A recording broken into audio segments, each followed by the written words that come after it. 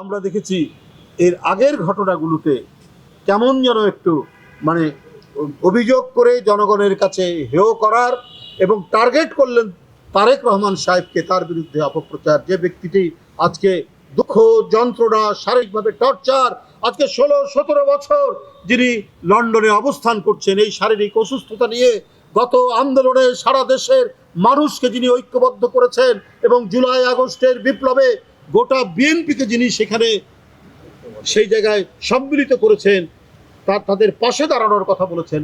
এই পাশে দাঁড়াতে গিয়েই তো আমরা 19শে জুলাই গ্রেপ্তার হয়েছি, আমাদের অসংখ্য নেতা গ্রেপ্তার হয়েছে, আমরা জুলুমের মধ্যে পড়েছি। রিমান্ডের নামে প্রত্যেককেই শারীরিকভাবে সেখানে আঘাত করা হয়েছে। বন্ধুরা মারা গেছে, জেলখানার মধ্যে মারা গেছে পর্যন্ত।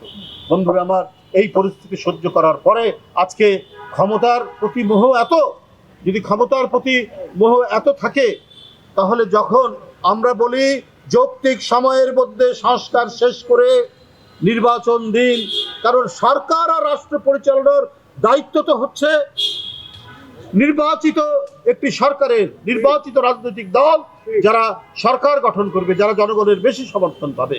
কিন্তু সেইটার কথা না বলে প্রকারান্তরে নির্বাচন পেছানোর কথা বলছেন আপনারা। এবং আমরা ফেসবুক সামাজিক যোগাযোগ মাধ্যমে দেখছি যে এই বর্তমান সরকারকে 5 বছর রাখার জন্য তারা বলছে। তাহলে আমরা কি এখন ধরে নিব যে যা কিছু ঘটছে, যা কিছু ঘটনা হচ্ছে, এটা ঘটনা হচ্ছে সুদূর প্রসারী পরিকল্পনার অংশ হিসাবে? এই যে রক্তক্ষয়ী ঘটনা, যাতে নির্বাচন পেছানো যায়, কারণ আপনাদের মুখ থেকেই তো নির্বাচন পেছানোর কথা বলা হয়েছে এবং সামাজিক যোগাযোগ মাধ্যমে আমরা বিভিন্নভাবে দেখেছি যে এই সরকারকে 5 বছর সময় দিতে হবে।